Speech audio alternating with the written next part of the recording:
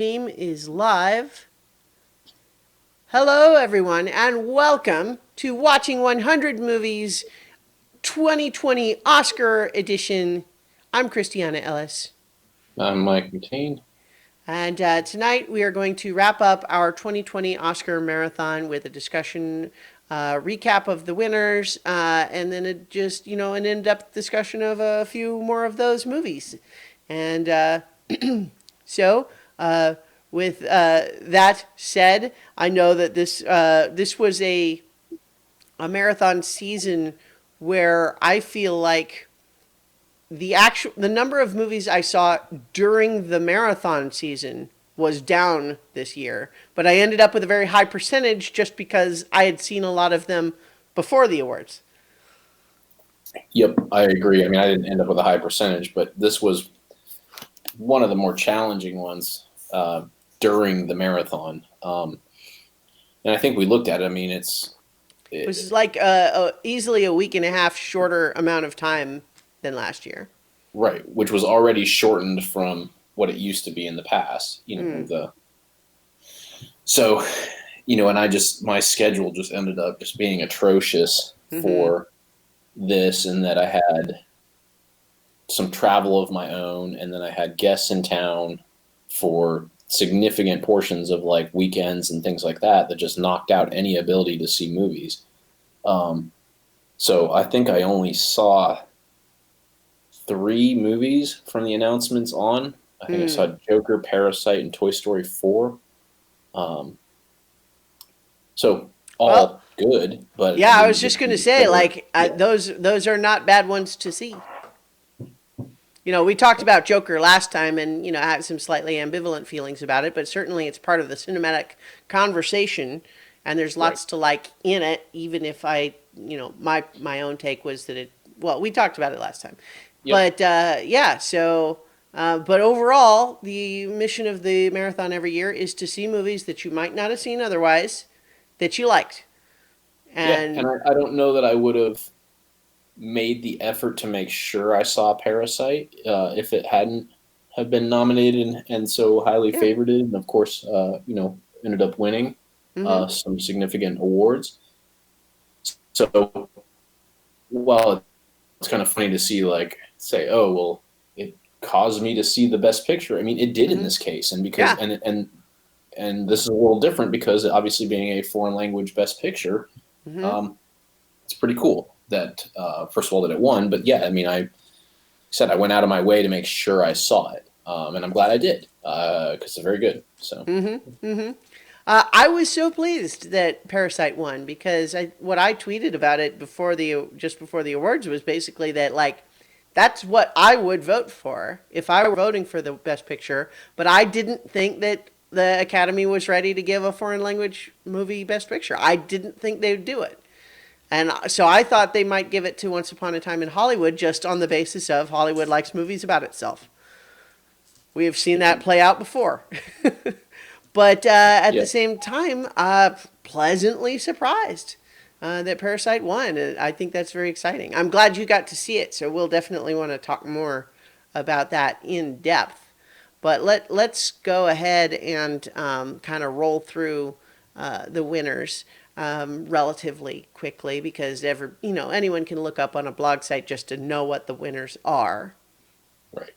But so, of course, as we said already, Parasite won the Best Picture, and historic win in the sense that this is the first non-English language film that has won.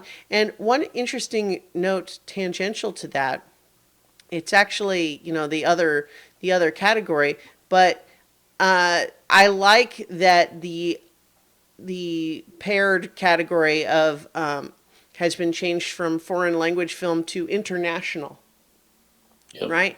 Because it puts less of a highlight on that idea that foreign language is somehow like this sort of othering category. It is in some ways, but at the same time, it creates a little bit of a silo, right? For Well, yeah, those wasn't movies to there be a in. movie that they originally didn't qualify to be nominated because it had too much of it was actually in English? I don't recall, but that wouldn't surprise me.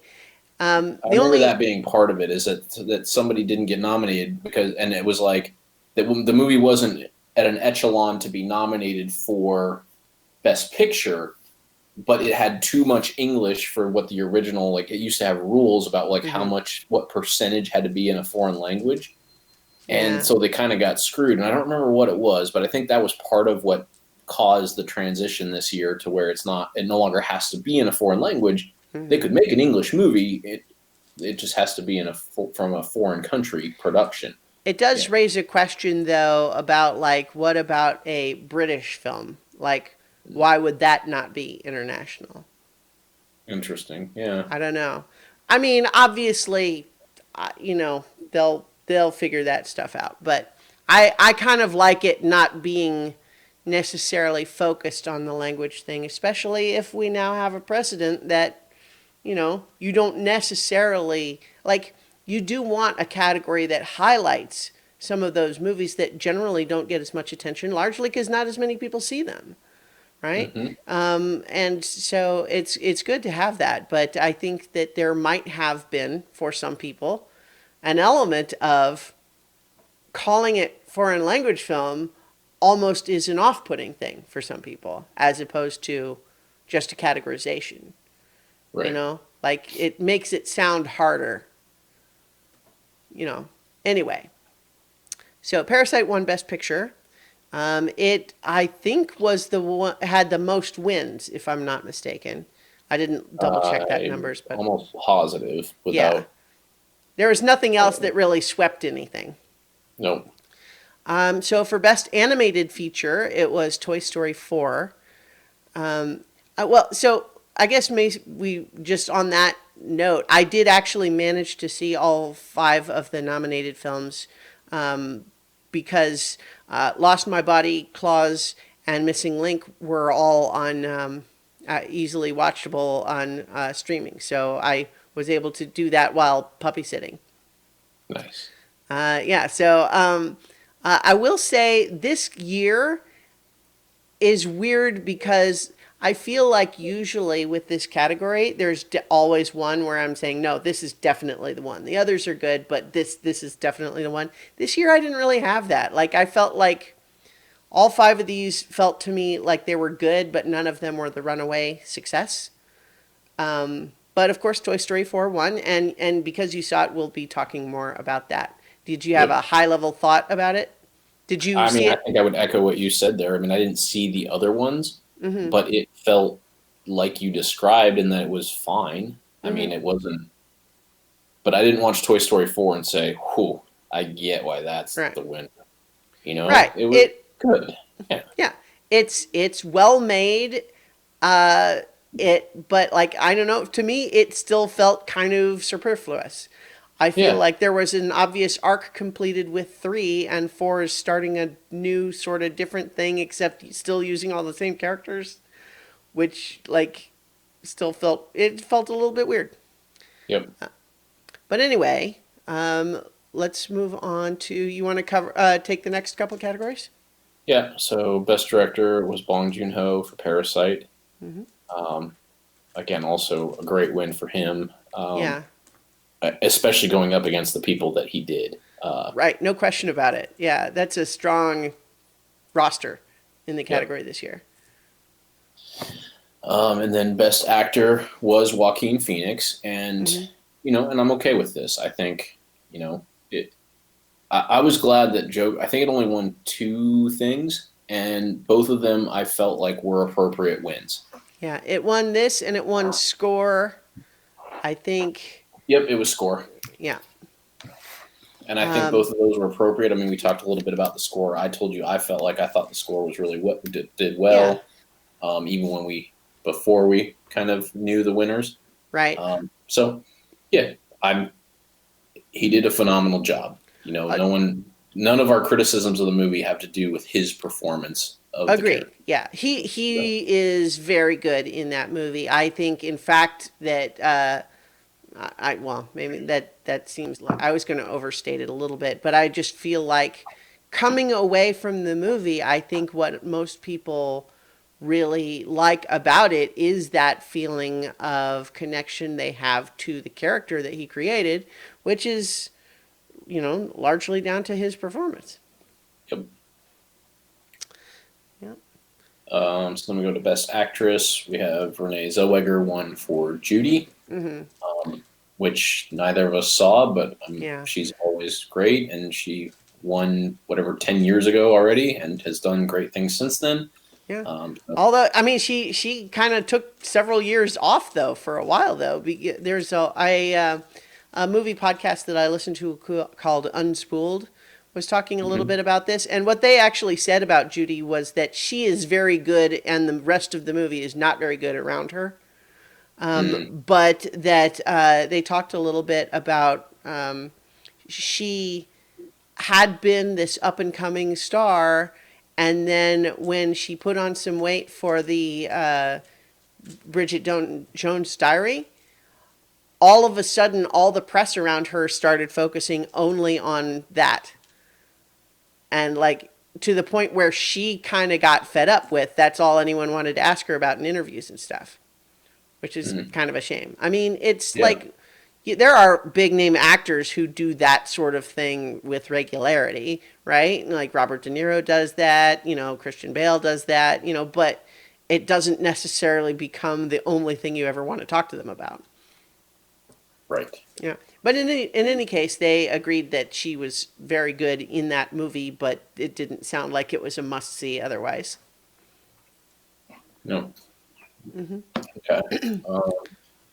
And I'll do the supporting, and then we'll switch back. So Sure. the supporting actor was Brad Pitt for Once Upon a Time in Hollywood, which I think we both agreed he did a great job in that. He's such, it's a movie star role, and they cast a movie star in it, and he does it fantastically. I mean, Brad Pitt has just got such an easy charm. You want to like him, right? And so Quentin Tarantino using that in a role where there's that element of danger, where you have like in the back of your mind these little alarm bells, like maybe I shouldn't let this easy charm lull me into a false sense of security here, but look at him. Yep. Right? It's a remarkable effect. It was very good. I do not hate that win at all. No, and the way that he plays off of DiCaprio's character,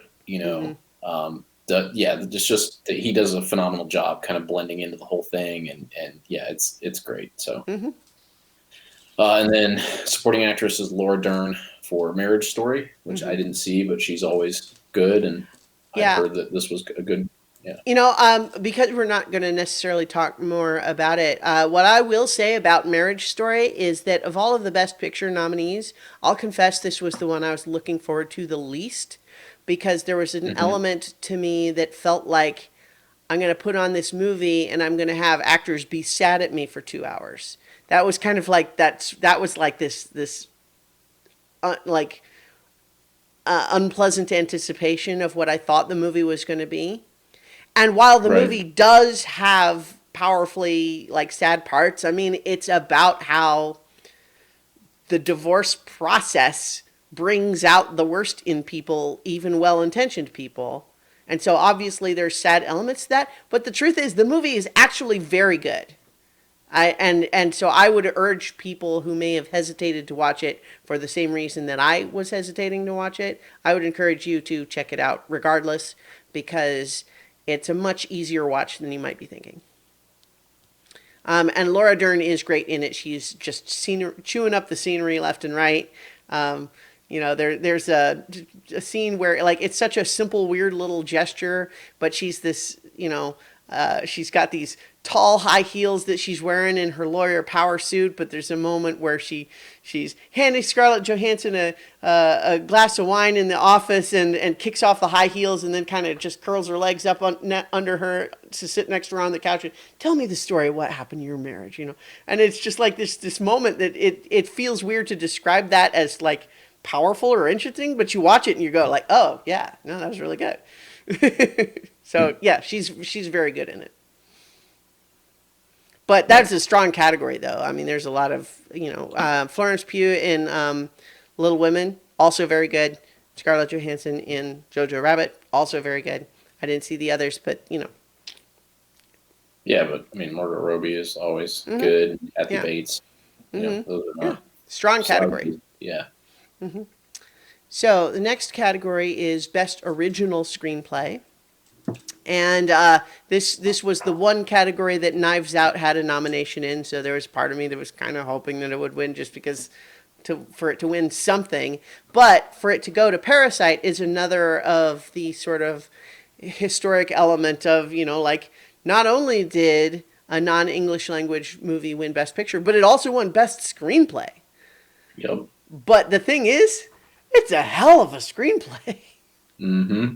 It's very good. It's a very good movie, but like just the writing is critical for this movie. Like it's just like it this, there's so much that this movie does really well, but the story is just this nifty little clockwork machine that, with everything's in just the right place. Yep. I agree. For Best Adapted Screenplay, it went to Jojo Rabbit by Taika Waititi, which was kind of a surprise. I don't know why, but I wasn't expecting that movie to win. But I sure like the movie. I think when we talked about it before, I expressed maybe a little bit of ambivalence about like, you know, it, the Nazis still are something that a lot of people feel really strongly about to the point of like maybe they're not ready for even a well-crafted satire about it. But then again, maybe best satire kind of always does feel that way a little bit. Yeah, true. So in any case, good for Taika Waititi. I like him a lot, and now he's won an Oscar. That's cool. So Thor: God of Love and Thunder is the next MCU movie is gonna be written and directed by Oscar winner Taika Waititi. Nice. Yeah. So the next category in my spreadsheet, I actually still have it as best foreign film, despite us kind of even making a point of what the official category was called.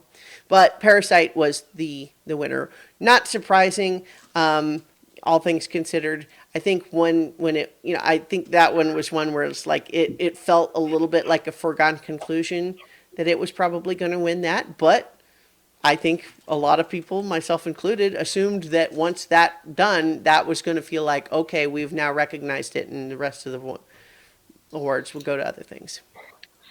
Yep. So Pleasantly cool. surprised. Yeah. And then so best original score went to Joker, which was composed by Hildur Guðnadóttir, which is that's an exciting last name.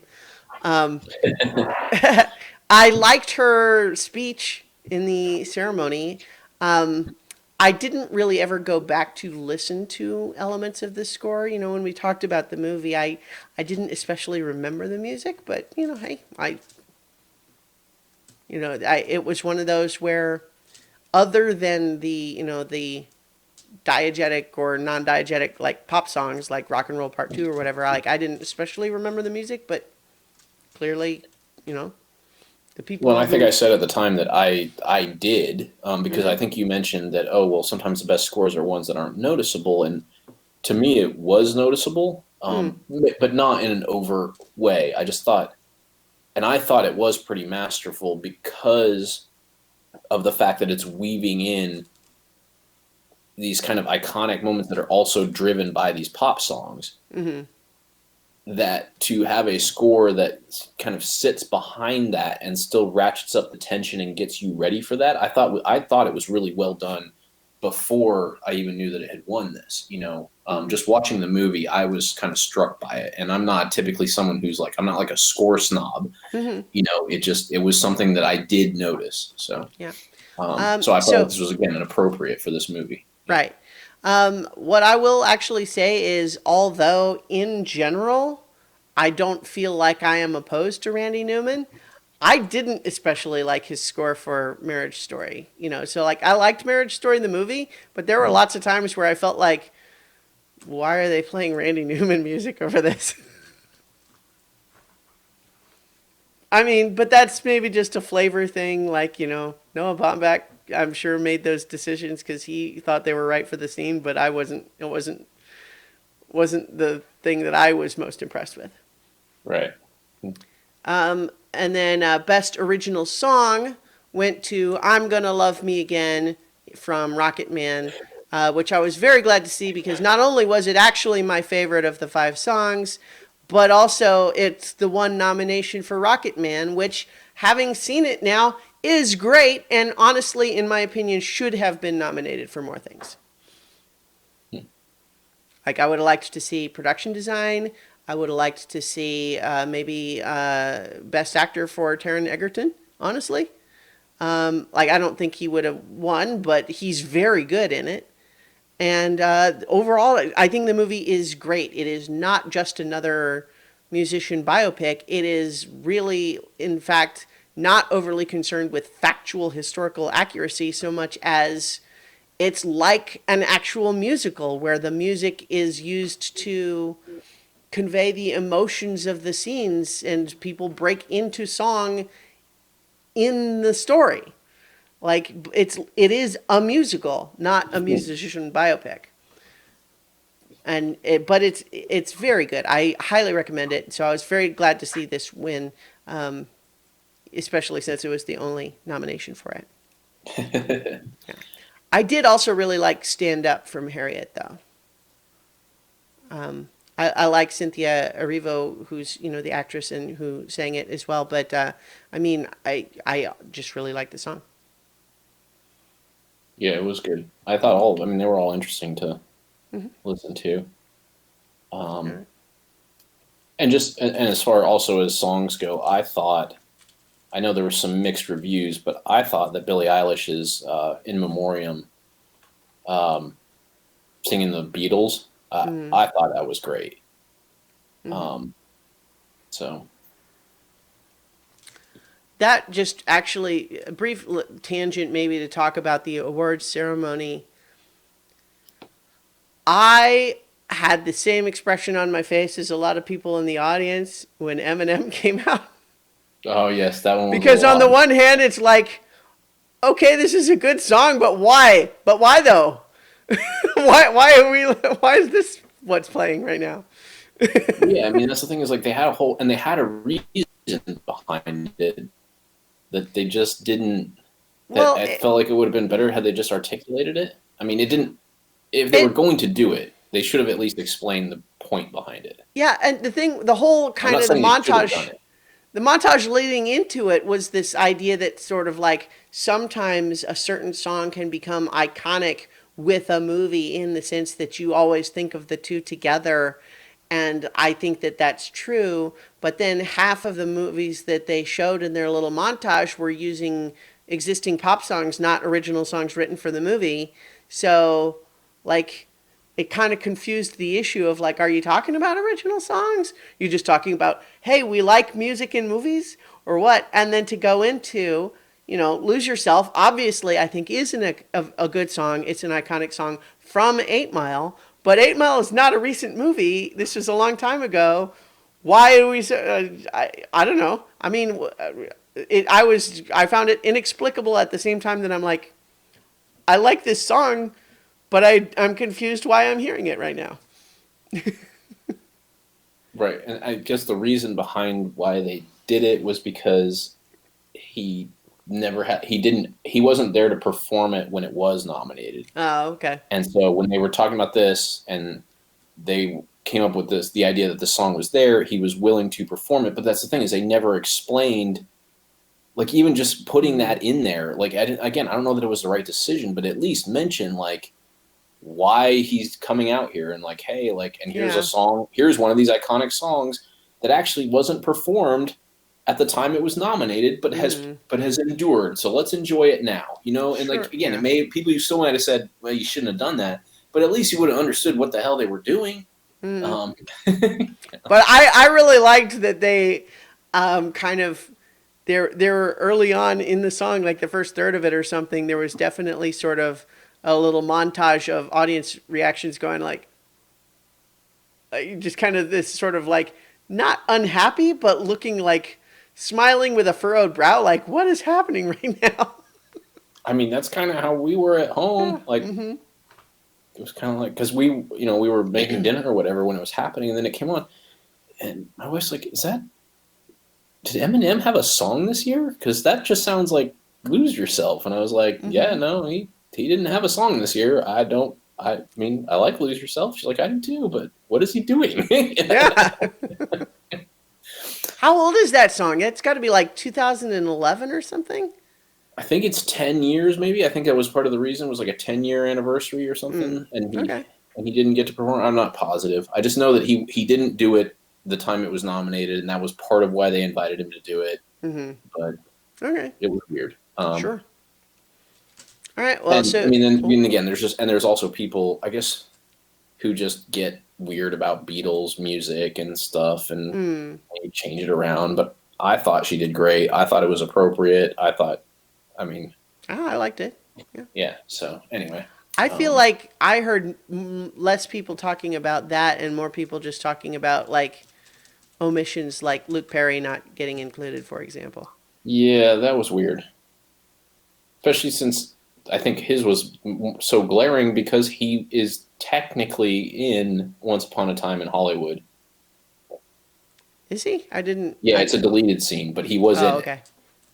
So Oh, that's right. Wasn't it a thing like he was actually cast in something, but then he died before finishing it or something like that's that? not this. No, he has a full scene. You can watch it online in Once Okay. Upon a Time in Hollywood. They just cut it. It was more. It was one of the. He's one of the other characters in Leonardo DiCaprio's Western, Mm, and all it does is more flesh out like Leonardo DiCaprio's kind of like paranoia mm-hmm. um, in his role, and so it wasn't necessary. That's why it got cut. It had nothing to do with him. Mm, It was just overkill. But if you can go, like I said, you can go watch it. But he is technically was his last role was in that movie, even if it didn't air with the mm, movie. So, yeah. which makes it weirder that he didn't get. Yeah. So I don't know. I mean, obviously, when they're making that decision, they got to draw a line somewhere, I suppose. But it's never going to be perfect. But that did seem one that a lot of people objected there. Yep. In any case, you want to take on best production design there? Yep. So best production design was Once Upon a Time in Hollywood, Mm-hmm. which I think was great. I mean, these other ones have. I mean, I Mm-hmm. thought Parasite had great production design, but Once Upon a Yeah. Time in Hollywood was pretty cool. Yeah. Yeah. Especially having to recreate like some iconic areas. Mm-hmm. Not just from Hollywood, but also from the Tate LaBianca stuff, the Manson stuff. Like to really get that feel, I think they did phenomenal. Right. This was a strong category this year. Yeah, This and cinematography both like they're just a lot of movies did a really great job with that this year. One brief tangent to mention how The Irishman was nominated for a bunch of things and didn't win any of them, I think. And then Marriage nope, Story, similarly nominated for a bunch of things, only won for Laura Dern. yep. I heard some people speculate that they wonder if there's still maybe a little bit of Hollywood bias against these Netflix movies. I could see that. Hmm. Yeah, I mean, But there if wasn't you're any going to that. look into something like, I mean, I can get also maybe from cinematography and stuff like that. Like, you want the one that's had the chance to shine on the big screen. Yeah. You know, Well, I mean, both Marriage I Story and know technically Irishman. they were, but Well, that's yeah, not but the perception. Yeah. no, well, I agree. Yeah. So there weren't any of these categories that I really felt like it was obvious that one of those should have won and didn't, but it just surprising to get a lot of nominations and not win hardly any. Yes. Um, Um, so that takes us to best cinematography, which was mhm. 1917. Yeah. Um, And I have to say, this is another one where one of my favorite movies this year was The Lighthouse, and this is its only nomination, so there's a part of me that wanted it to win for that reason. But holy hell, the cinematography in 1917 is really good. I have to say, like, I had some mixed feelings about some parts of that movie. Just in the broad strokes, it's it's a very conventional war story ultimately, but the whole one shot thing is honestly a gimmick that I found kind of at turns compelling and distracting. Like there are sequences where it really works, but then there are other bits where they obviously have to camouflage the seams and it's distracting, and it just times where I feel like I do not believe that these two locations are within a 10-minute walk from each other. They're clearly not. So why is it trying to pretend like they are? And some of that, but so it's a mixed bag as far as that goes. But the cinematography is really good. There's one scene in particular that gets a lot of the still frames of this burning church with a soldier standing in shadows next to it. That scene is incredible. Dope. I haven't seen it, so I can't comment other than it looked cool in the previews. So. So, best costume design went to Little Women. I was glad to see Little Women win something because it is actually very good. I liked it a lot. Costume design is not something that I usually pay a lot of attention to. But I'm glad to see a good movie get at least one award. Yep. But I think there were a lot of these movies had good costumes this year. Best makeup and hairstyling went to Bombshell, which was all about making actresses look like different actual famous people. So, I mean, who are, which even different than like a normal biopic. Like these people are still relatively close to the age that they are in the movie. Yeah. I mean, they're only 5 to 10 years apart in some of it. Mm-hmm. From today and when the movie took place. So right. So neither of us saw it though. So this is one that I'm interested in seeing, but this is a definite wait for Netflix or HBO or something for me. Yeah. I'm not chomping at the bit. I'm curious, but there's a part of me though that just sort of breaks out in hives thinking about watching anything that has anything to do with Fox News. I just feel like, it feels gross even thinking about it. I mean, maybe it's a great movie, but that's that element of it doesn't appeal to me. I can see that. But yeah. Anyway, you want to take the next one? Yep. So, best documentary feature is American Factory, which I believe is the one that was produced by the Obama production That's company. correct. Yes. Yep. Although, in a sad, terrible performance, neither of us managed to see any of them. So any of the documentaries? No. Yeah. Sound mixing went to 1917, and sound editing went to Ford versus Ferrari. These both seem like movies with cool sound. So. Yeah. Honestly, Ford versus Ferrari, I that was one where I noticed the sound in the movie, like thinking to myself, the sound in this is really good. Just especially during some of the race sequences when they're showing the different cars maneuvering around each other and having to indicate like engine performance and what's going on and the chaos of it and cutting back and forth between, when you're at the pit crew versus there with the cars, like how do you want the sound to vary, when you cut back and forth like that. So it's not just nothing, nothing, right? Like that's no good. So I noticed the sound being very good when I saw it. And so I think that's probably a deserved win. Nice. It's a good movie too. Yeah, I'm interested in seeing it. It also won editing, and 1917 also won best visual effects. So those movies kind of split the technical editing, sound effects categories. Yeah. Which again, I think, from what I understand, is good for both of them. I plan to see both of them at some point. Just was not able to do it in the context of this exercise.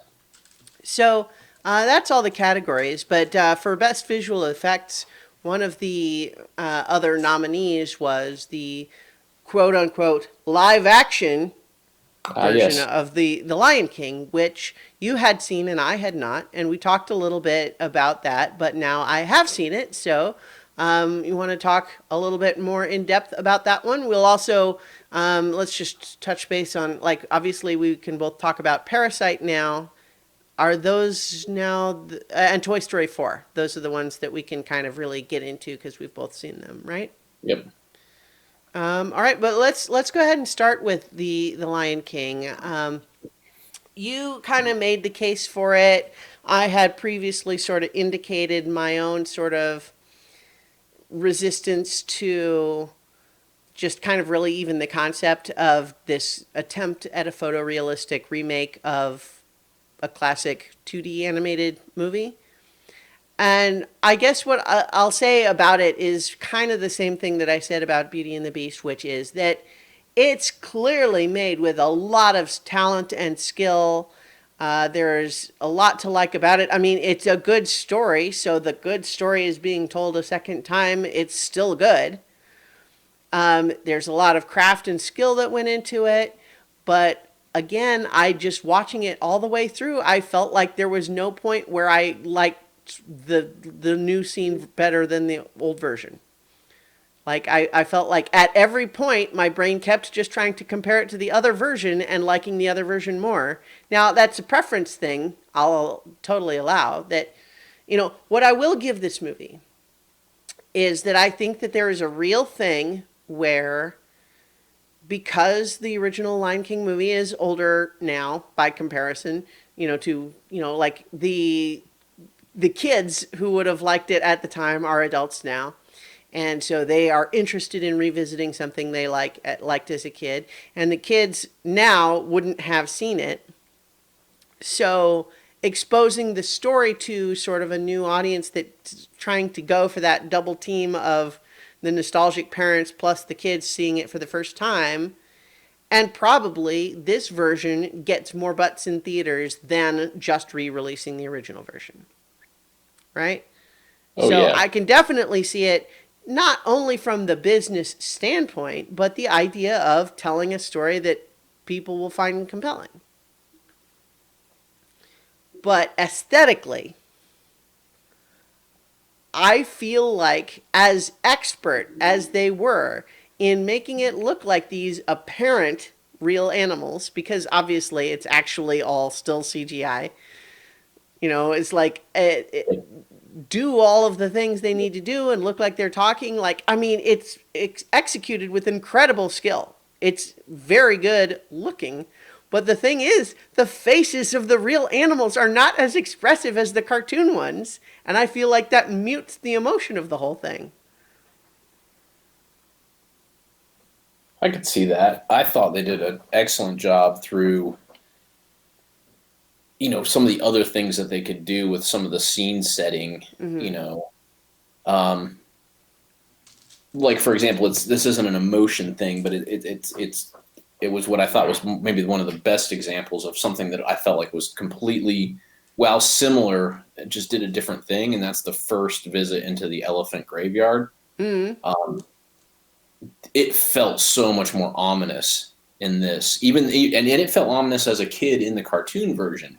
But this one, I mean, just when you were able to have it so dark and I don't know, the threat of the hyenas stalking them in there and pinning them in there just felt so much more real than that cartoon. And so it's like things like that they could do with some of the new, by having a 3D and having all those aspects of it. I felt like they were able to still convey a lot of the emotion and fear and happiness and love and all the things that happen in the movie. I thought they did a really good job. I'm not saying I prefer it over the other one. I just think that they live in different places, and Yeah. I enjoy them separately. And I think, like you said, this introduces it to a new audience. And I think it does. You know, I don't see it as that much different than the fact that there's been 6 makes of Little Women. You know, it's just you're telling the story with a little bit of a different context. Like I don't see it that much different. You take a classic story and you're telling it in the best way for the modern audience. Well, You know, yes and no. I think the difference in this case is that they're mining their own library. It is a yeah, studio taking its own previous movie and making it again, as opposed to saying, I know someone else took a crack at this story, now I want to do my take. yeah. I mean, if you look at it through that lens, I'm filtering it down to here is a great story that we want to tell to a modern audience in a modern way. Hmm. Let's go ahead and remake it. If you take out the fact that yes, it's their own story, like that's how I see it the same way. So Yeah, I cannot totally separate the more mercenary aspect of it. Now, I what I will say is like I don't hate that this exists or anything. I don't feel like it ruins the old one. For people who really like this version, I think that's great. I don't want to tell anybody not to like it, but I prefer the original, and it does make me a teeny bit sad because only in the sense that I feel like the incredibly talented, skilled people putting hard work and love and effort into this movie might have made some other new movie that I would have been more interested in if they weren't making this one. But that's all hypothetical, right? You know, what movie would that have been? We don't know. It's not like I can see in my mind, this is the movie that I don't get because of this one, right? Like that doesn't happen. right, So I don't hate it, but I like the original better, and it's just the one thing that I do want to talk a little bit more about though with it is by and large, I think the telling of it is very good. In particular, I think my favorite was Billy Eichner as Timon. I think just I loved his take on that character. I mean, Nathan Lane's original also great, but I think Billy Eichner did a great job in sure. that role. But the one place, the one part of this movie that I feel like cannot be defended is the Be Prepared song, which is so limp and boring compared to the original. It's terrible. It's so bad. Yeah, that's They fair. took they took one of the best Disney villain songs and they made it like they cut it in half, just left out half of it and made the rest of it boring. And that was very disappointing to me because that's like my favorite song from The Lion King. Yeah, fair. But tied to that though, I think there's a bigger conversation though about like why did they do that, right? Because they could have just done it like it was before. But it's worth, acknowledging that Disney for a long period of time did have kind of a problem with what can be called queer coding their villains, right? Which is giving all of their villainous characters kind of queer subtext to them as a way to make them seem more bad, Right, right? Think about Ursula, Jafar. Jafar, Scar. It's not every single one. Like Gaston is like the polar opposite, right? Like he's the ultimate like macho man type. But the point is, there was enough of a pattern that people could call it out. But so on the one hand, saying that they want to try to take that away from this depiction and not perpetuate something that was a little sketchy, right, with modern sensibilities. But on the other hand, those movies had no other queer representation at all. So a lot of people really found those characters appealing, even if it was the bad guy. They still felt like it was the character that they felt like could be like, oh yeah, that's the character I like, right? And so now what they've just done is like they said, well, the queer coding was a little problematic, so let's just make them generically menacing instead. And I feel like that doesn't feel like the right solution to me. It feels like the safe solution, Mm. which that was kind of profoundly disappointing to me because personally, queer coding or not, Scar is a cool character in the original Lion King. Jeremy Irons plays him with just this arch quality, this super campiness that is so much fun. And the Be Prepared song is very cool. But I think because they wanted to try to make the hyenas look a little bit less like mindless, jackbooted thugs and a little bit more like they've got their own thing going on. And they wanted to ease off on this queer coding subtext. And what it did is totally take the teeth out of what was a very cool villain song and made it just boring. And that was really disappointing to me. Like, I can kind of see maybe the reasoning behind it, but their solution for that problem was bad, in my opinion. Yeah, I mean, I can't defend it. I mean, I agree. It was less menacing, almost even. Yeah. It just I think there was another part to you touched on, like hyenas being kind of mindless. They're very, I think in the original one, they goose step.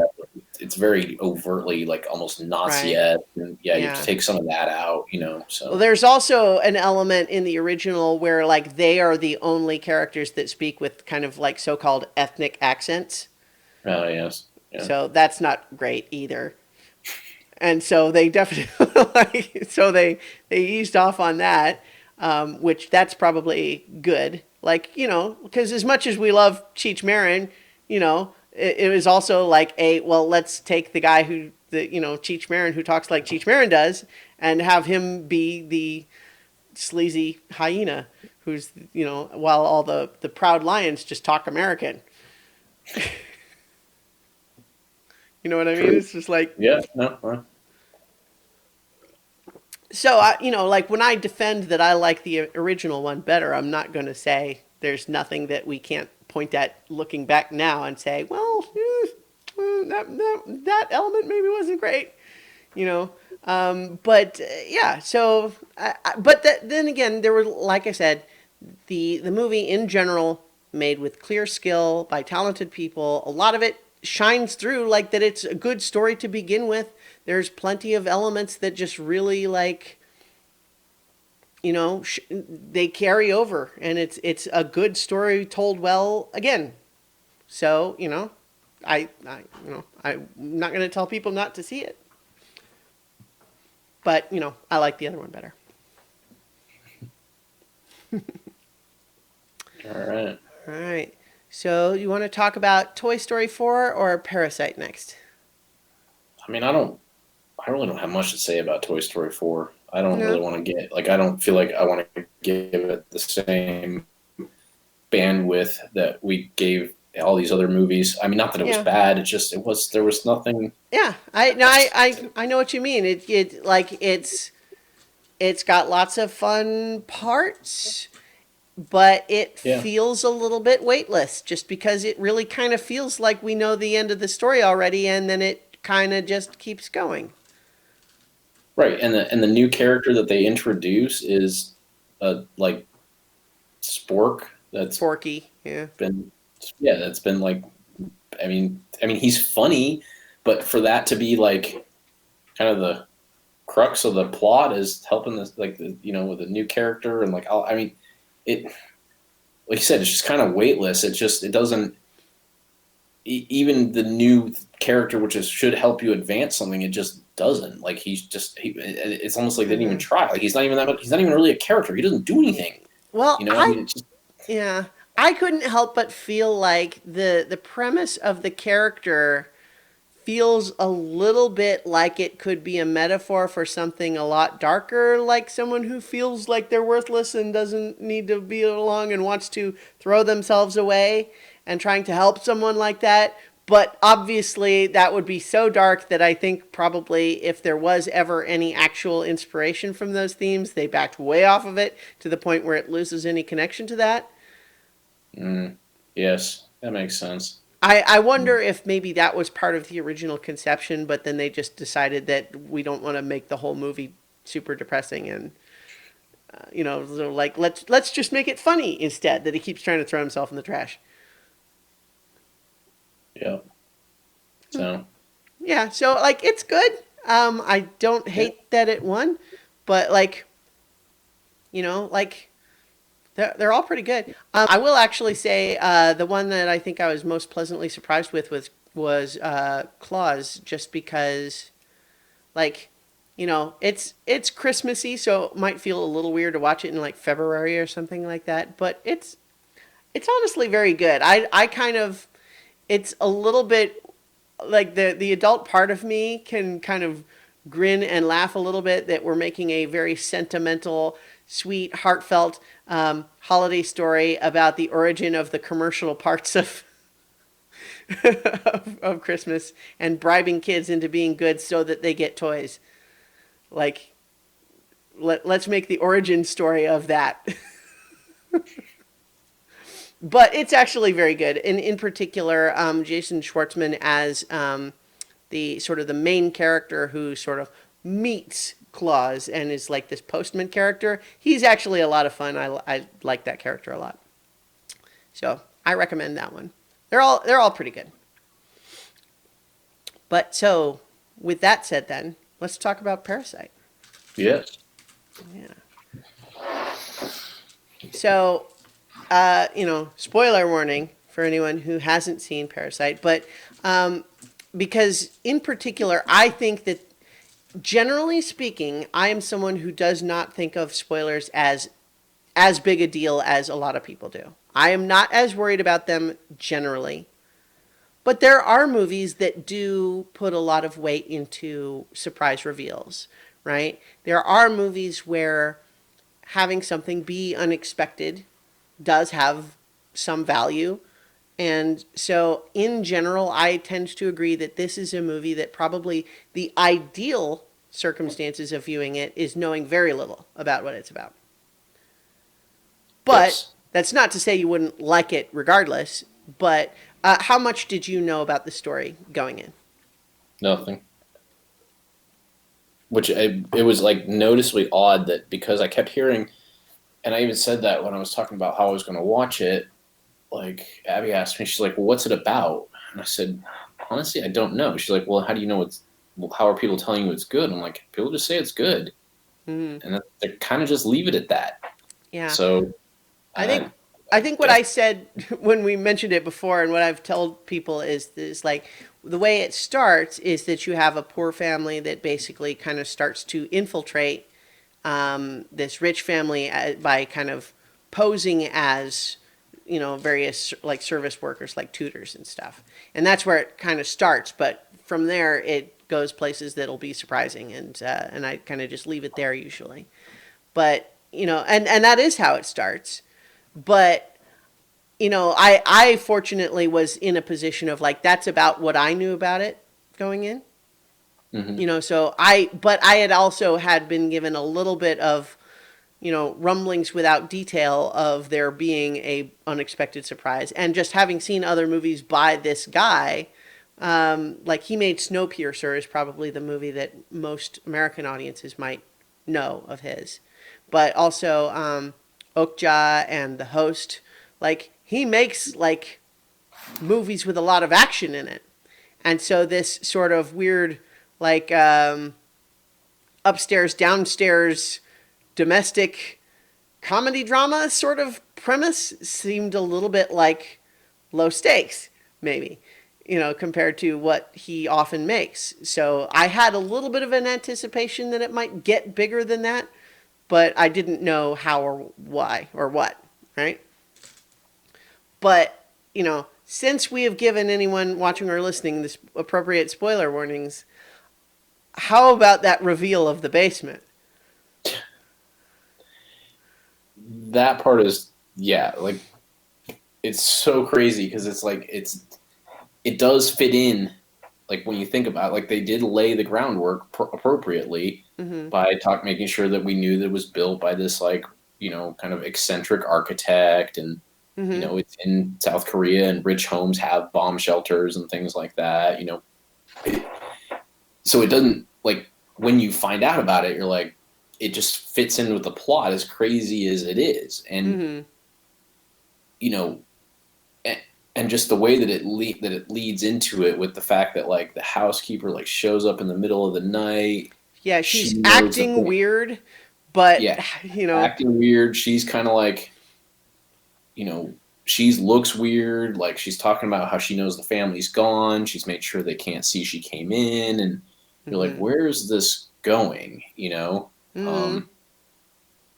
Yeah, it's yeah. So All right, yeah. And so like one of the things that I think about the most when it comes to this movie, and there was a moment where I was sitting there in the theater and I wanted to just stand up and applaud, is the whole sequence that includes like the discovery of the basement, the counter discovery from the housekeeper discovering the rest of the family there, and then the hostage situation with the cell phone, and then the family hiding under the coffee table as the rich family comes in. This is like a 20-minute sequence there that is just like this constant roller coaster of tension where you are never confused. You understand the stakes exactly the whole time, and it seems impossible that they should get away with it, but they do. And it's just this it's incredible sequence where I was just watching that and I was like, this is amazing work. This is amazing filmmaking. yes, it was also kind of creepy, like when you're home alone watching it, like at home, like because again, it wasn't meant to be creepy in that way, but just like the fact that, like you said, it's like there all of this is happening, and yes, yet the family that lives in the house has no idea that there's this entire like subtext of events going on, like Mm-hmm. literally right below their table and below their kitchen. Right You under know? their noses, so to Yeah, speak. I mean, like even literally, like with the whole smell thing, right? You know, because that yeah, becomes like this motif throughout. But like, there's the moment where the family is literally there under the table, and they're like, oh, I could still smell him, you know, and you know, setting up that feeling of like, you know, that being a personal point of, you know, insult to the father, right? right. But just the idea that's like, well, yeah, you can still smell him because he's literally 3 feet away.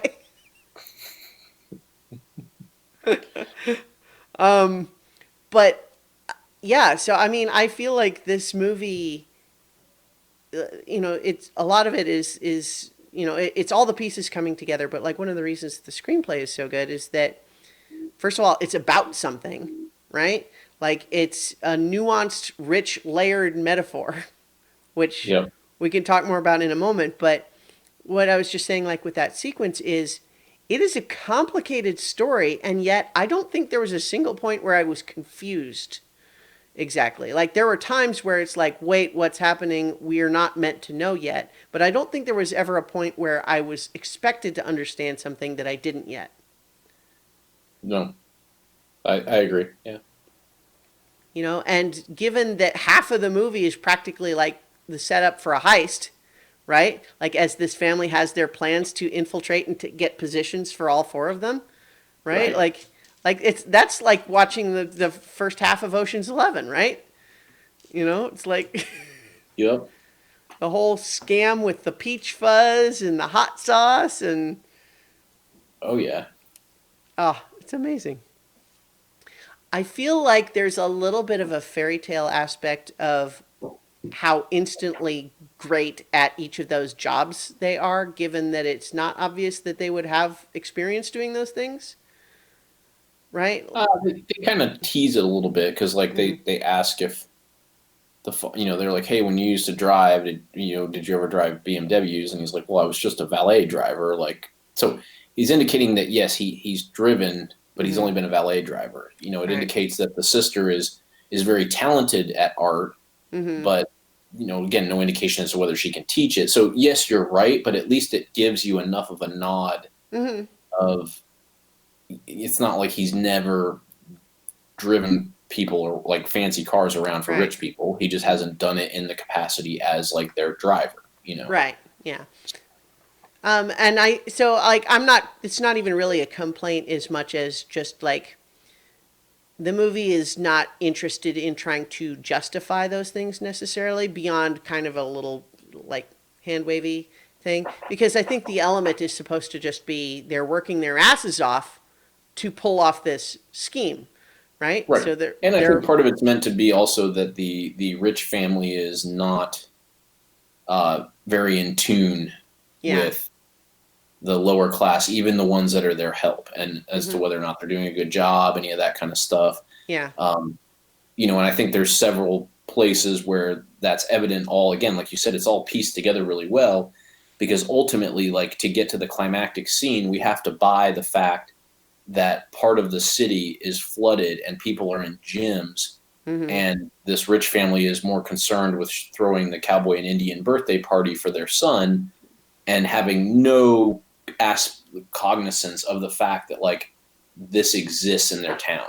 Yeah. And so this sort of willful ignorance has been built up throughout that entire thing of Yeah. them not really knowing that these guys have no experience at these jobs, to the fact that these guys are literally under the coffee table in front of them. And again, so it's giving this idea that they're just so focused on what they're doing that these other things are not important to them to pay attention to, Right. which is critical to that last scene, because you need them to drag them out of.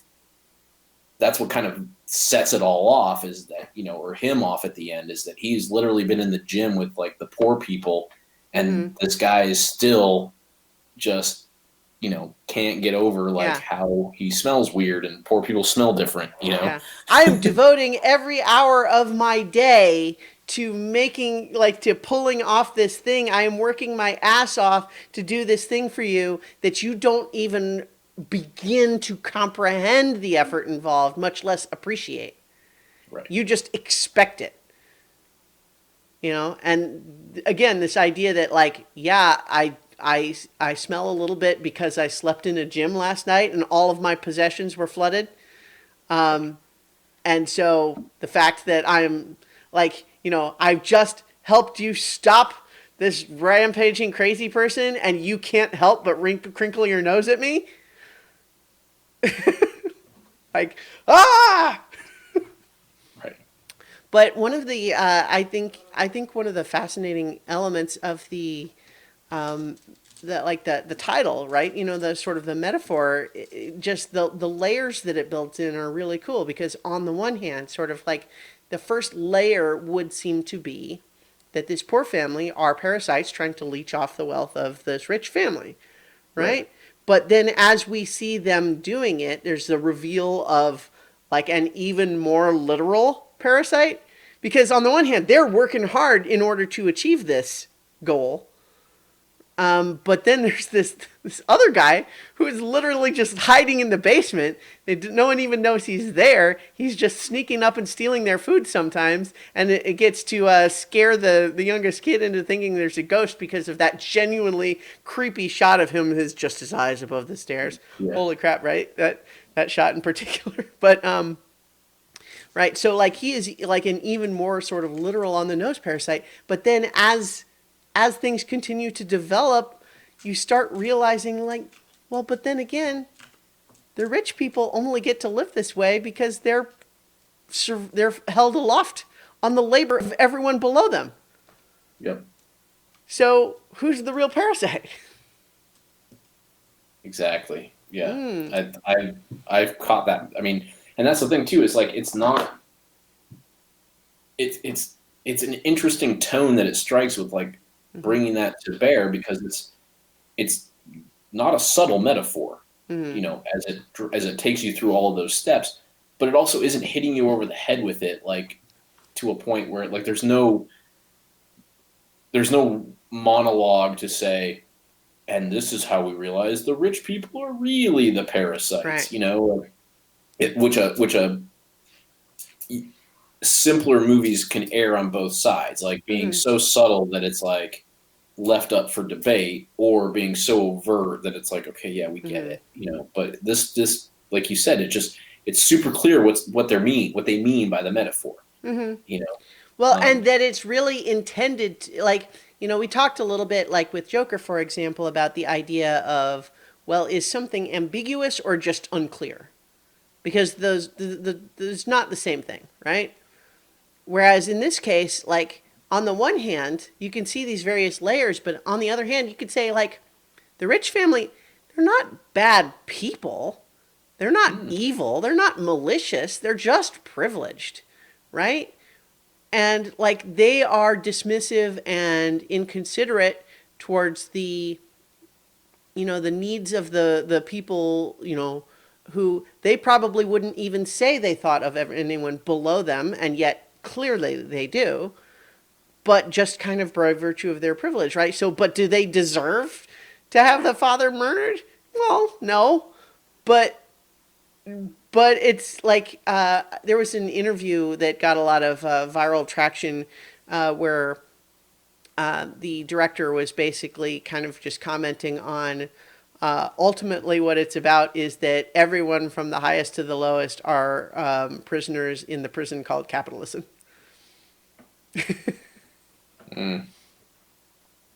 But it's, yeah, so I think that it's really cool that like it's a story, it's about something.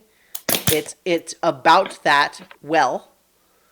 It's exciting, it's funny, it's scary, it's all of these things. And it's an incredible piece of filmmaking. Yep. Yeah. So, it was anything else that kind of like surprised you about it, or did?